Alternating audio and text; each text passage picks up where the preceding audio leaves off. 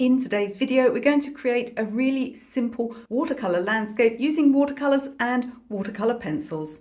Now, I often hear students talk about semi-abstract paintings or abstract paintings. Most of these paintings they're talking about are not actually abstract. What they mean is a simplified painting, something where the paint is just sort of making the shapes and you don't have to worry too much about fine detail. A painting like this is perfect for beginners. It's also good as a sort of palette cleanser if you've been doing something a bit more complicated. I'm going to use watercolor pencils today along with my watercolor because it's one of the quickest ways of adding details to landscape paintings without being overly fussy. So let's get started.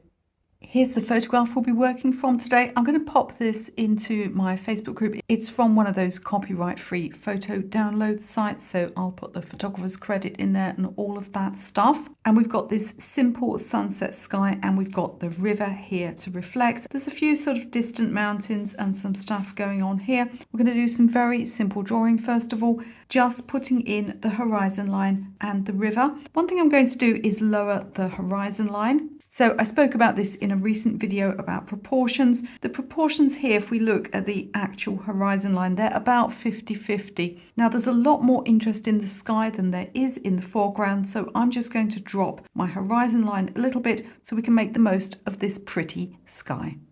So I'm not going down as far as having a 2/3 sky, but I've gone a little bit below halfway. I'm just making some dots across here so that I can get a fairly flat horizon line, which is something you tend to see in landscapes with a lot of space and big skies. I can now join this up by eye. I'm going to put a little point in for my river to disappear into. I think we'll go over here. I'm avoiding this center area that can look a little boring. And we've got this sort of very small thing starting here. It's important to get this idea of horizontal. It actually looks like we've got some kind of small island in this landscape. I'm only using this as a really rough guideline, this landscape photo, so we're not going to worry too much about getting all of the details perfect. Just be careful when you bring this river forwards that you don't go out of the corner here, because that can look extremely distracting and we don't want to distract people. We just want to take their eye into the painting.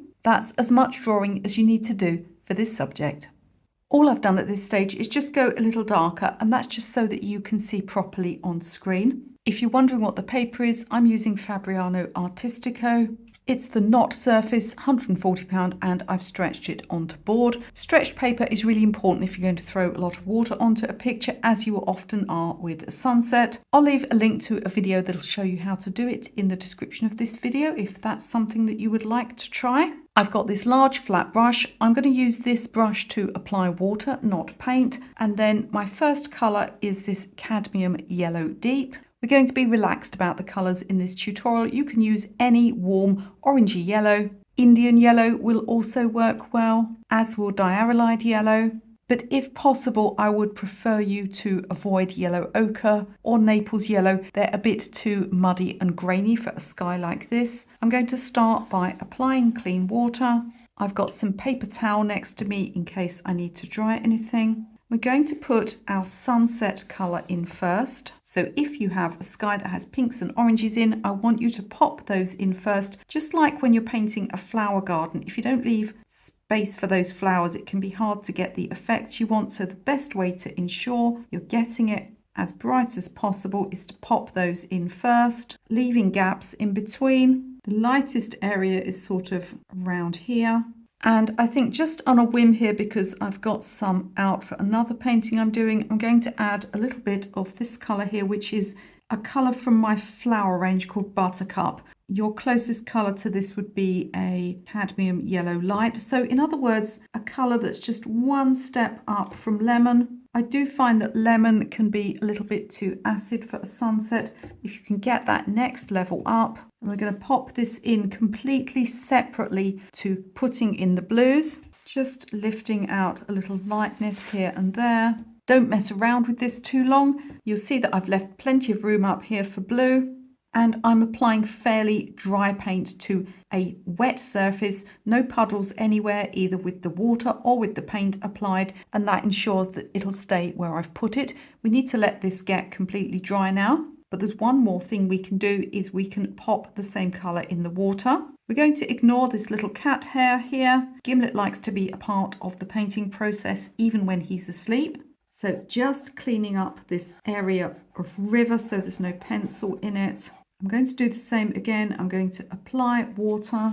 Be careful you don't get drops of water up into your sky here because we'll get drying lines. I'm just bringing the water down here. I'm going to take the water about halfway along the river because I don't need to put any yellow right down the base here. But you want to take the water further than where you're going to paint so that the paint doesn't come off the water and leave a hard line. All we're going to do now is just sort of almost mimic a little bit some of those colours in the sky.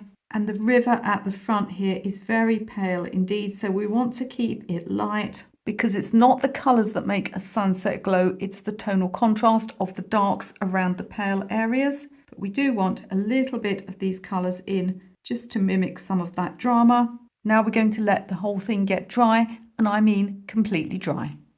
At this point, we're going to bring in 2 more colours. So I've got some Daniel Smith Manganese Blue Hue. You could substitute a phthalo blue or a cerulean blue, or even mix those 2 together to get a very similar colour to this. I've got some Quinacridone Magenta. Basically any cool pink or lilac will do for this part. And I've pre-mixed the 2 together here to get something that's a little more lilac. The one problem we may have is as we apply our blue, if it overlaps the orange or the yellow, it could turn green. And we can counteract that by going more into the pink or the purple, and that will neutralize the green. But generally speaking, we're just going to keep the blue mostly away from those areas. Just like last time, I'm going to start by wetting the sky. You want to start at the top and come down so that any of this pigment that's softened slightly does not spread up. Make sure your water is completely clean. I like to wipe around the edge of my board so there's no pesky puddles of water sitting there that might pop back in later on.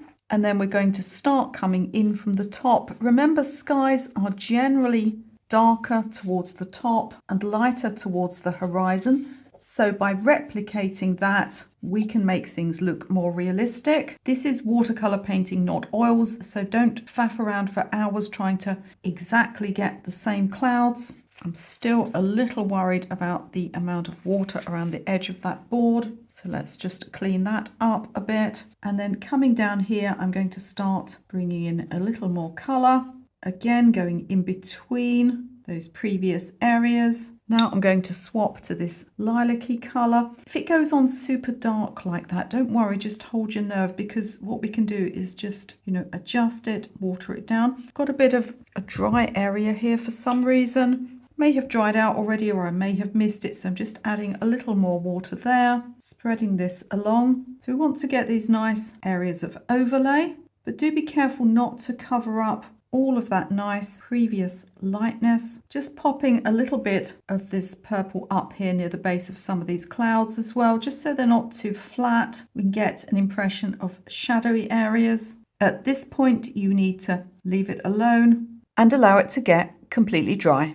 Whilst my sky is working, we'll now go back into the river with clean water. I'm taking it across the whole thing just because water can leave a drying line when put on top of paint. So even if you're not going to put any paint up here, you need to wet that area anyway so we don't get a hard edge. Bringing the water all the way down to the bottom. And just like before, we're going to try and replicate the sky a little bit, leaving some white areas, going darker at the bottom here, which of course is reflecting the top of the sky. Don't obsess about getting the shapes identical, nobody will notice, but I am just going to drop some purple over this side. Again, make sure you keep everything fairly light, because later on this river will need to shine amongst the darker greens around it. Before we continue, of course, we allow it to dry. Next up, I'm going to get the impression of some sort of distant mountains behind these darker trees at the front. Again, we're going to simplify. I'm just going to mix from the blue and a little of the purple. I'm going to drop the tiniest amount of this yellow in. I don't want to go particularly green, but mixed with the pink that's in the purple, we should get more of a grey blue. All I'm going to do now is drop this in a flat layer. This is why we had to make sure the first layer was dry, to get that nice edge behind. I'm going to take it a little bit lower as I come towards this center part here, because I want to keep this lightness that I've got here, so I don't want to take things too high. And what I'm going to do actually is just come up the other side. We're mimicking aerial perspective here to get the impression of soft, distant mountains. And again, I let this dry. Before we go on to our next stage while the paint's drying, can I just ask you to click the like button? Do subscribe to the channel. I have over 300 long form videos on this channel, as well as lots of YouTube shorts, an absolute wealth of painting and drawing tutorials, and it's all completely free. But by subscribing, you'll be helping more people to learn how to paint and draw. And that's the main reason I'm on YouTube. At this stage, I'm going to introduce another blue. I've got an ultramarine deep here. If you're wondering why some of my paints are in these little pots with handwritten lids, it's because they're manufacturer's samples. I'll put details of all the colours I used in the video description. But initially, I'm just going to start with an underneath layer because we'll build more layers onto this. I'm just going in with this yellow here. It's got a bit of the lighter blue in. And I can drop in like this to get a bit of variation without going too dark at this point. If you stop painting anywhere, make sure you stop in a horizontal line. And then if we do get any weird drying lines going on, at least they'll be horizontal. Just look like some grasses perhaps. And at this stage, I just want to get some color onto these areas. One thing that makes areas look more solid and less transparent is layering. So I'm just starting out with this underwash here because we want the grass to look strong. It's not like a light area like the water or the sky. I'm going to go into the warmer yellow as I come forward. Now that might look a bit crazy, but all we have to do is drop some blue into this. And I'm sticking with the lighter blue at the moment. Warmer yellows tend to come forward, so it's an old trick with landscape painting to just warm up your colours as they come towards the front. Now, apart from adding that second blue, I won't be adding any other colours, but I will be using some watercolour pencil in a moment just to get some nice texture. Obviously, these areas are too light at the moment, but I just want to get that underneath layer so we start building up in layers. And you'll be surprised to know I'm going to let it dry. I've poured out some watercolour pencils now. I've got this kind of light orangey colour one. I've got a dark green, a lighter green, and I think I've got another dark green actually. Anyway, I've just grabbed some colours and we're just going to use them to get some grasses and things here. And this is where we start to paint quite freely. You want to keep things towards the horizon fairly light and cool and make them stronger as you come towards you, but we still need them to look solid enough. So I'm going in like this. I'm also, for the first time, going to allow things to sort of bleed and look a bit uneven. I can use this ultramarine, which will blend to give quite a natural green, and sort of drop in some wet paint here. I can also use some of my darker watercolor pencil where I want to. Putting in details, I can as well if I want to get some darker areas overlapping the water here. Remembering that any grasses that you put in must be very tiny in the distance, or even just dots like this, and we'll make them larger as they come forward. Try not to allow the paint to dry like this. Even, the doorbell went, you had to, stop your painting, just put some clean water along there so that you don't get anything drying very strangely. You can put as many layers like this on as you want. If you do decide to put another layer on after this, you want to allow everything to dry. Each time it dries, it sort of fixes to the paper because paint has adhesives in, and so it's going to mean that each time you allow it to dry, the underneath layers won't disturb as much when you go in again. And I'm sticking to this limited palette that I've used all the way through, going in with the brighter blue here, bringing warmer colours as I go forwards. And anytime you want to get some sort of bleeding, you mixed a little bit of wetter paint like this, and then we can just drop in like so, keeping those horizontal marks. If we go into areas that are damp, it will bleed upwards and outwards, and just by dragging the paintbrush across, we can make sure that things are bleeding up, not necessarily down too much. You can do it with any of the colours, and you can keep going in as long as the paint is wet. We need to go fairly dark with a sunset in order to sort of throw areas forwards. Don't be afraid of going directly in with blue paint like this. If it doesn't look green enough, we just put more yellow into it. Now, whilst I'm working on this, let me tell you about my online courses. In particular, I have a course called Paint Any Landscape. At the time of making this video, that course is on sale. If you're watching this a long time in the future, you can always find a sale on my larger courses at Christmas, generally between Boxing Day and New Year. Now, though I have lots of step-by-steps and step-by-step courses, the Paint Any Landscape course is different because, as its name suggests, I want you to be able to paint any landscape, not just follow along with me doing landscape painting. I'm going to go in now with orangey yellow colour, going upwards to make larger, more subtle sort of grassy type marks. We can take some across the edge here as well, because I think sometimes you follow a tutorial like this one and you might get a good result, and then when you're working on your own you think, well, you know, I don't get those results on my own, I don't even know where to start. It's quite easy when someone's telling you which colours to use and which order to apply them in. So when I made the Paint Any Landscape course, I concentrated on elements of landscape painting, so things like rocks and moving water and different types of skies, clouds, beachy textures, all of those elements of landscape painting, so that when you find a landscape that you want to paint and you don't have a tutorial, you are then equipped to paint that by yourself, and you can in fact paint any landscape. So that's what the course is about. If you're interested in that, you'll find a link to all my courses in the video description. If you do prefer paint along courses where you can paint a single subject like this, I also added recently to the Paint Any Landscape course, I recently added a Whitby Abbey at sunset tutorial. And if you've already got that course, that has been added for you. So upgrades are free with all of my courses. Sometimes people buy the course and they sort of say, well, you know, I don't know if I'll have time to do it. Is there a time limit? Will it expire? It's not like that at all. You just log in and do them whenever you want to.